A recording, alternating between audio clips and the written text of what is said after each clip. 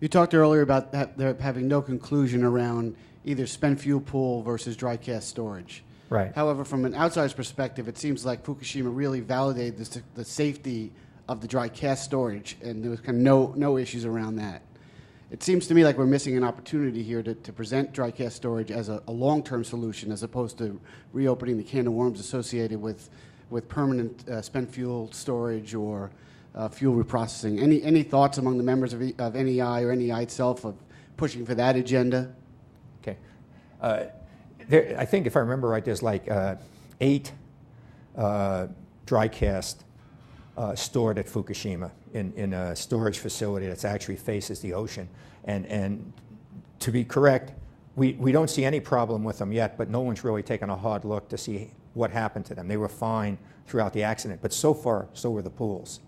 So yes, moving to dry cask storage and beginning to move waste off-site, there's not one of my members that wouldn't say you ought to be doing that. You ought to be getting it off-site. The government ought to be meeting its obligation. We think that there's really an opportunity after the Blue Ribbon Commission comes out, supporting centralized interim storage to go forward with that. I think to some degree, one of the things the industry, and I'm including myself in this, has done wrong is when we've talked about interim storage, we've made it sound like a cop-out. We made it sound like, well, we don't know what to do with the waste, so we're just going to store it someplace for an interim period of time. The reality is that it's actually a strategic part of your management program. The fact that you can put it in dry cask storage and store it for a long time, off-site at centralized places, so you could, where we have shutdown plants, you could move it off the shutdown plants. Where you have operating reactors, you can start to move it off of the pads that we have there, actually makes sense. And I think the Blue Ribbon Commission has concluded that. So I think we're going to try and move stuff to a centralized interim storage facility because a repository, even if it's yucca, is going to take a long time to develop. And if we're going to recycle, that's a long time too. We're not getting to recycling in our country in a decade. But you could get to stuff being moved to centralized storage facilities in less than a decade if you actually were looking to do that. We know how to do it. It's not that hard. It's safe. So I think we're going to see that happen. What you don't want to do, because there's not enough safety benefit to cause you to want to do it, is to rush to get stuff out of the pool. Because you give people dose, real dose, when they're doing that. You actually can create, if you're moving fast, you can actually create opportunity for dropping something. So you want to go about it smart. And I think that there was a sense at Fukushima that the pools were really in trouble. And I think, again, it's going to turn out the pools were fine, that everything was handled very well in the pool in a very tough environment, a major earthquake, a major tsunami, and 3 hydrogen explosions. I mean, you kind of put them through the obstacle course, and they sort of stood up tall and did what they had to do, which is keep water over the fuel. So I think we are going to move to dry cask storage as part of a centralized interim storage program. Yeah, the governments of France, Russia, and South Korea are very aggressive in financing exports in their nuclear industry. Does NEI support the Congress reauthorizing U.S. Exim Bank, and would you recommend maybe a U.S.-Japan joint financing for plants outside the U.S.? Well, we certainly support reauthorizing U.S. Exim Bank. Also, what you said is very true.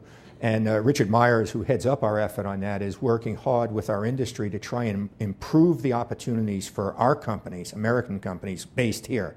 Even if they're, I mean, we have a large Areva group here. We have Westinghouse is owned by Toshiba, and GE and Hitachi work together very closely. So it's a global market for nuclear. What we want to do is create the jobs here in America and be able to sell overseas.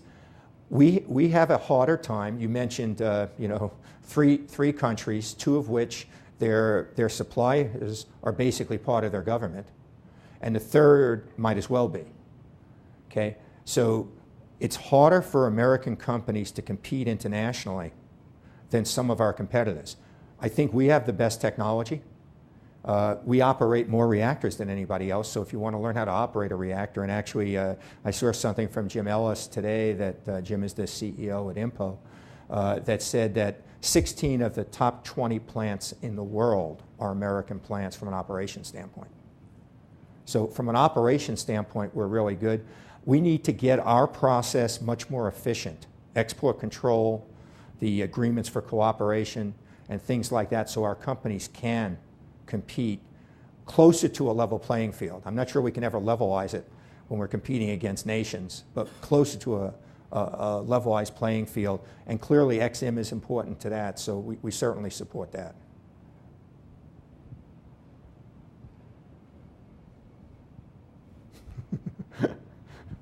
Hey, Mark, could you just go through some of the mechanics on the voting and simple majority, what constitutes a quorum, et cetera? A simple majority with the 5 is 3. So it's just a numerical thing. The majority is 3.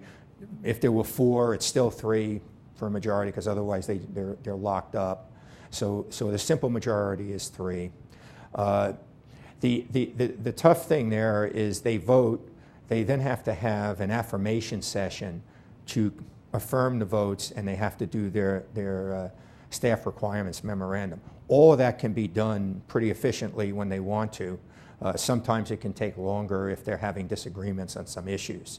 Again, our encouragement right now would be for them to move forward responsibly and relatively quickly, because the staff can't start to implement anything, their staff.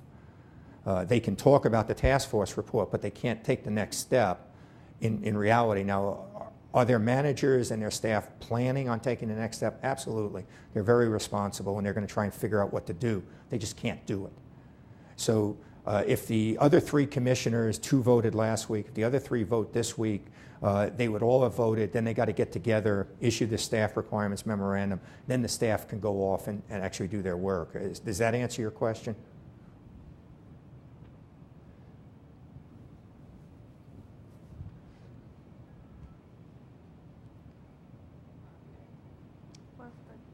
Oh, sorry. As industry moves forward to implement the lessons learned from Fukushima Daiichi, it's likely to incur some incremental capex and operation and maintenance expense. How are those costs likely to compare with those that the industry incurred after September 11? Yeah, I said it's real hard to come up with the. I don't know if you can shut those 2 spotlights, but they're blinding. It's real hard. This is a gut reaction, because again, I think you really have to sit down and do the real. You need to know what the requirement is and do the analysis. I don't see anywhere near the CapEx requirements across the industry. I mean, after 9/11, the CapEx requirements for security were pretty extensive because of the barriers and everything else that we had to put up, and also because of things we did within the protected area. There may be some plants that have to do certain things. I don't honestly see it across the industry nearly as broad.